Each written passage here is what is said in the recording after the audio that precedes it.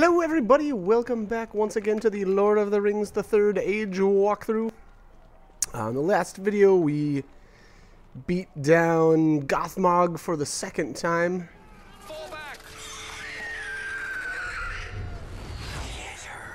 I would not And get alright so near here. if I were you.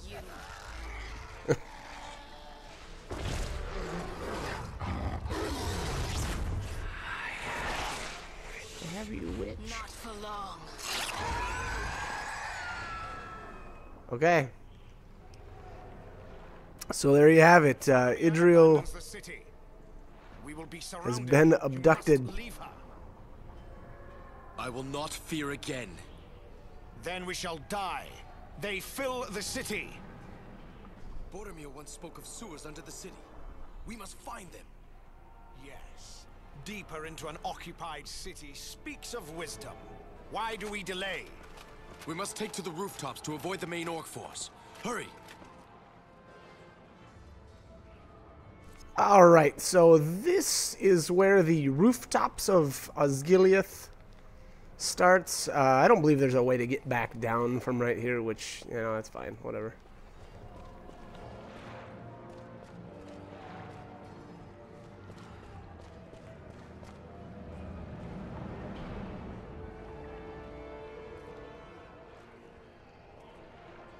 The moment has come, Idriel.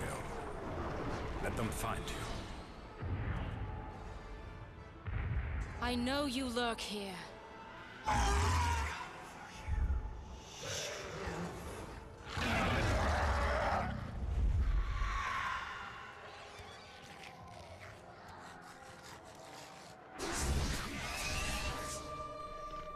Alrighty, now for the fun part. Hopefully you haven't been neglecting Idriel. And I guess previous to this, I suppose I maybe should have mentioned this back before we did the Gothmog battle, but at that point, once you start the battle with the Gothmog, you kind of, you know, set in motion these events, and there's no way to come back. Sorry. No, I take that back. Once you go through that gate, so the gate at the very beginning of the video, that's where it, obviously it starts this chain of events. So anyways, long story short, what I meant to say is that equip her with, you know, make sure you've got everything equipped on her that you want. You know, if you've got that polished elf stone of spirit enhancement, toss that on her. You know, that'll really help her out with these fights. Unfortunately, she has to fight alone for a bit. And, you know, in all honesty, it doesn't really matter. That her spirit powers are so powerful that, or they should be, anyways. You know, again, unless you've gone with like a physical oriented path, but she's gonna be crazy here. And I guess, you know, if you need to, you can always frenzy cast Aura of the Valor on her, so that if she does get defeated, she will just pop back up. And then, you know, use like a Loudwater Fury after. And that's kind of the cheesy way to take down all of those fights. In all honesty, that's nothing new. That's a tried and true tactic for this game. Especially when Idriel's around, you know, Aura of the Valor is pretty overpowered. The crazy thing about it too is not only does it resurrect you after you do, you know, essentially die, but it also lets you take your turn right away. So again, if you frenzy and then use Aura of the Valor, you'll be able to just kind of just wreck those dudes. So again, it's a really easy and cheesy way of taking down all those enemies. Anyways, we've got a Ringwraith Fell Beast Captain here. I don't remember if this is the exact same one as like the one that we came across in Rohan or not. I'm not sure, but this guy is vulnerable to slow, which, you know, we're gonna abuse the crap out of that. In all honesty, this guy doesn't do a whole lot of dangerous stuff, I suppose, other than fear. So if you've got silence, I believe you can silence him, and then he won't cast fear anymore. I'm not 100% sure on that though. Actually, I'm gonna go back and look to make sure that he is or not. Obviously, we use the examine command, so we should be able to come up with that answer quickly. Alright, so it says he's immune to bind spirit power. So, again, I think that means that he's not immune. Or, sorry, I think that means that you can't silence him. But, again, not 100% sure on that. I vaguely thought that silence was, you know, the spirit immobilization, essentially. So, again, you know, it doesn't really matter, though. Crippling is so overpowered. Or crippling type abilities. Obviously, we've still got Hadhod here. Crippling Smash will work. And Elagos, which is even better, his Crippling Shot. You know, especially, and by better, I mean if you've got his passive, which I forget the name of. I want to take a stab and say Crippling Might, I believe. But anyways, that's even going to increase the effectiveness of Crippling Shot. So again, bring him in. You know, get him in here. Get this guy crippled up. Make sure that he doesn't get any turns. You won't have to worry about fear.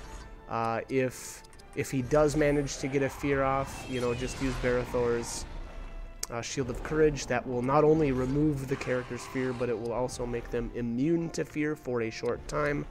Unfortunately, unlike Stand Fast, it does not last the entire battle, but as long as you are crippling this turd, it won't matter.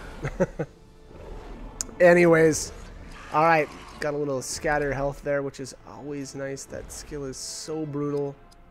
It's probably one of the best skills in the game, Spirit Power skills, that is. I mean, obviously, not only does it deal damage to your enemy, but it's going to heal your allies as well.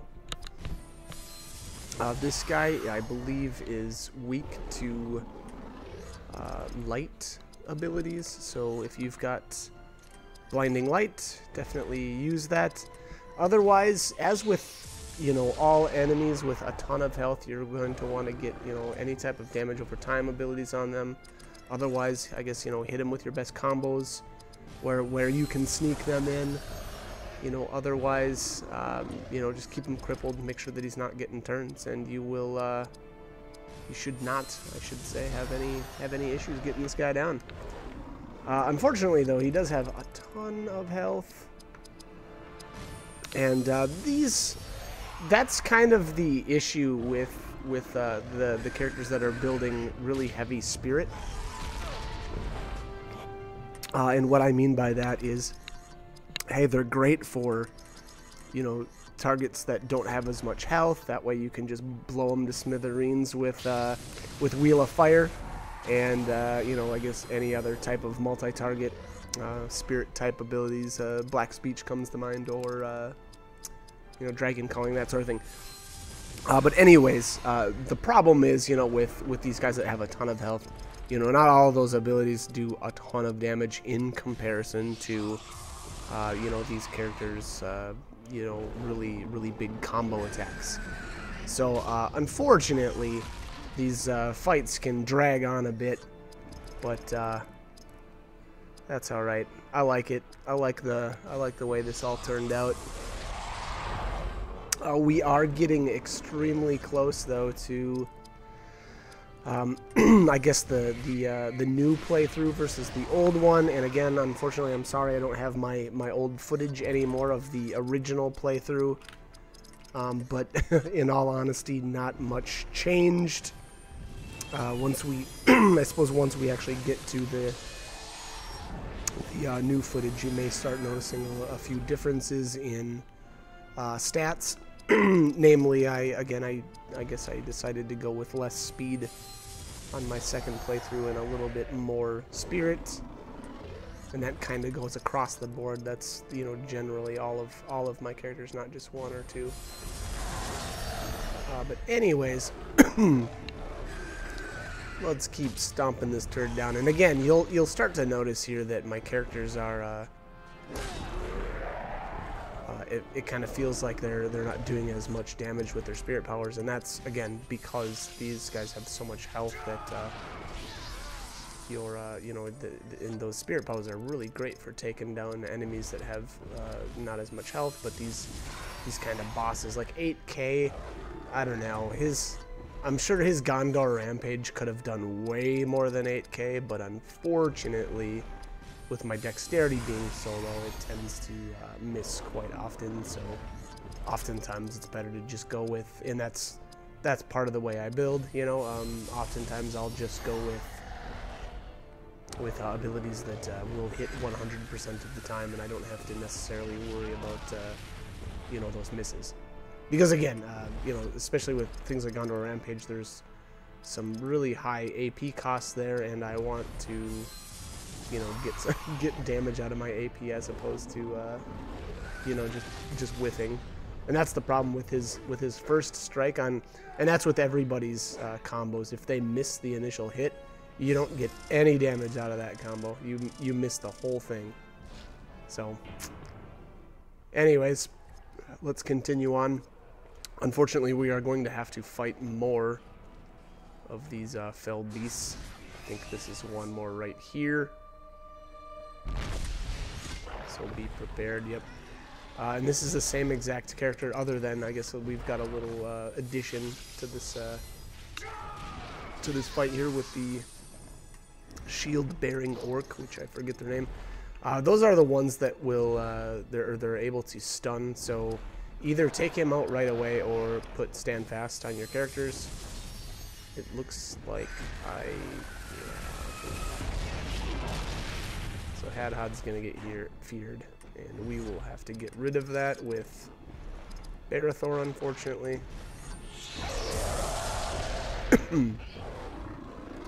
Anyways, alright, let's get Wheel of Fire ticking.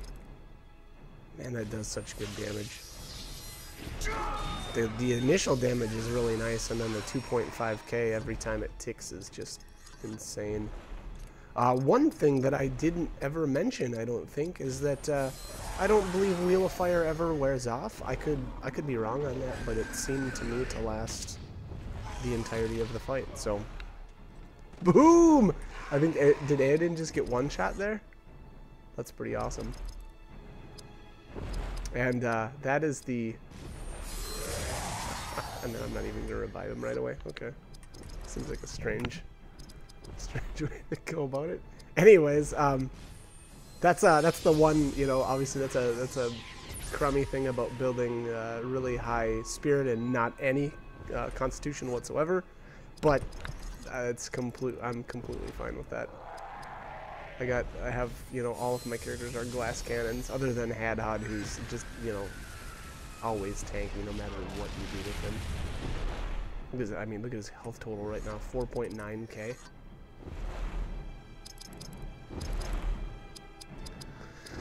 Anyhow, let's get back to getting blinding lights going here. And again, I would suggest, you know, getting as many damage over time effects on this guy as you can. Double wounds from Morrowind, as well as poisoned wounds.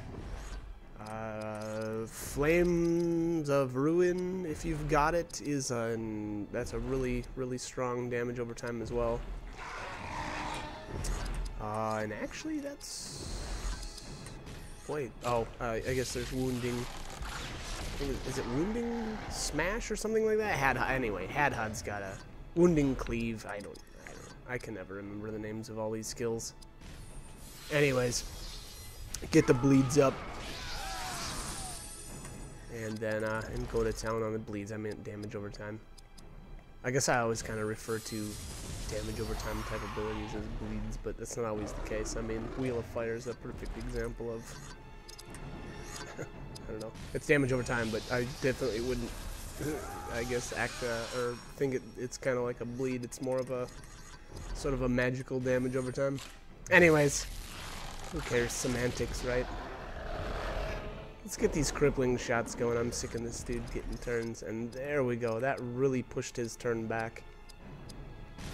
So I almost wonder if that wasn't maybe an oversight to this game, in that you know, crippling type abilities, like kind of like pushing back enemy turns. Because I mean, I don't know, just a thought, but it seems like it would have been a better idea to leave them, you know, with a sort of slow, so they just don't get turns as often, as opposed to, well, you keep spamming the same abilities and the enemy never gets to take a turn, you know, because again, it feels really cheesy at some points where you won't even take damage. So I don't know, it is what it is, I suppose. But Boom! And I realized at some point that I should have been using True Shot way more often because that skill is amazing. The only problem with True Shot is it's got a really long reuse time, which is, you know, probably pretty obvious for a skill of, I guess, that magnitude, because it's really good. Anyways, that is the end of that. So let's continue on here.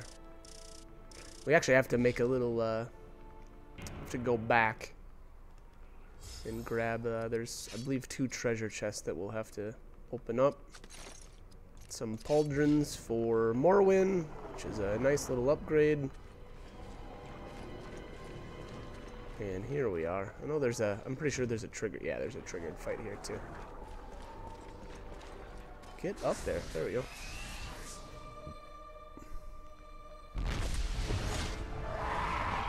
Oh my god.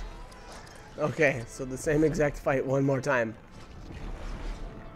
How many ring wraiths have we defeated now? I should have been taking or keeping a account going from the beginning of the game. Sure feels like we've killed a ton of these guys now. Anyways, same deal. Get your haste up. I forgot about that too. I think in the maybe in the last video, or sorry, the last fight. It's always a good idea to get your characters hasted up.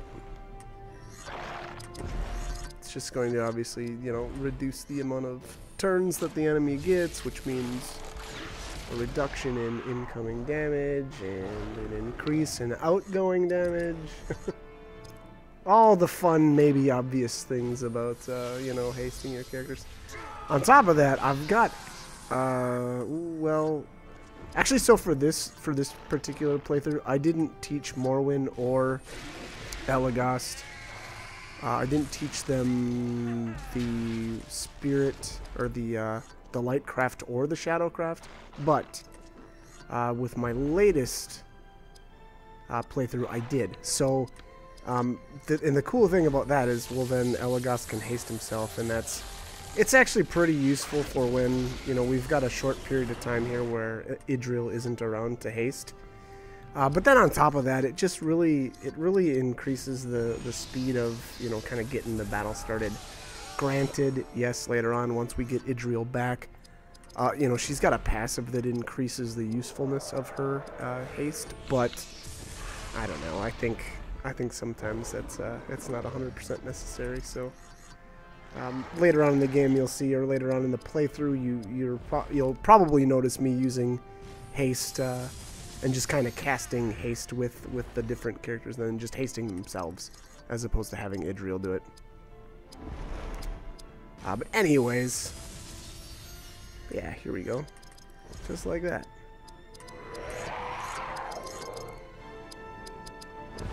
Let's get Wheel of Fire going. So right now, Hadhad has my Polished Elfstone of Spirit enhancement, and that's why it's going to be really good to have him, you know, hit with the Wheel of Fire. And then I think I kind of forgot about Flames of Ruin for a while, so you'll notice here, like, this fight specifically is a really good time to be using that. And again, you know, Hadhad has that Spirit Stone, so you know, his initial damage on Flames of Ruin is going to be better, as well as the damage over time effects. So again, I you know, I really should have been utilizing that better, but unfortunately, I had kind of, I won't say forgot about it, but I kind of, to be honest, I kind of did. So my bad. But you can see the huge difference, though, between Hadhad's damage and Barethor's there. Now, the interesting thing, though, is Barethor only has the cracked Elfstone of Spirit enhancement, and he's still doing about half the damage of Hadhad, which I guess is indicative of his spirit stat in comparison. In order to bring Hadhad's speed up to kind of where everybody else was at, his spirit powers definitely suffered because of it. So that's why obviously his spirit stat is much lower than someone like Barathor's right now, with even though they have about the same amount of speed. But that's just the way it goes. Barathor's got some really good stat development, and Hadhot does when it comes to his Constitution stat, that's for sure. But unfortunately, that doesn't translate to more damage with spirit powers. Anyways. Alright, that's the end of that. So, again, now, at this point in the game, for sure, Barathor, like a physical-based Barathor, will do way more damage than this spirit power-oriented on single-target enemies, obviously. So, and if that wasn't already obvious, well, there you go. I just I just made it more obvious. But anyways, what did we get here for treasures? Got some stuff, right? We didn't come all the way for nothing. Oh, I was checking there to see if anybody needed that new elf stone, but I'm not really sure if anybody did. Okay, well, guess Barathor got equipped with one. What else do we have here? New axe for Hadhot. I don't believe I end up equipping this. To be honest, it's not even that much better than the hammer, and honestly, I don't care about his damage, his physical damage anyway, really. So I don't believe I end up equipping this. But anyways, I gotta cut this video here. So like, comment, subscribe, whatever you guys want to do. Hope these guys are helpful though. Hope you're enjoying them, and I guess keep watching. And thanks for joining me.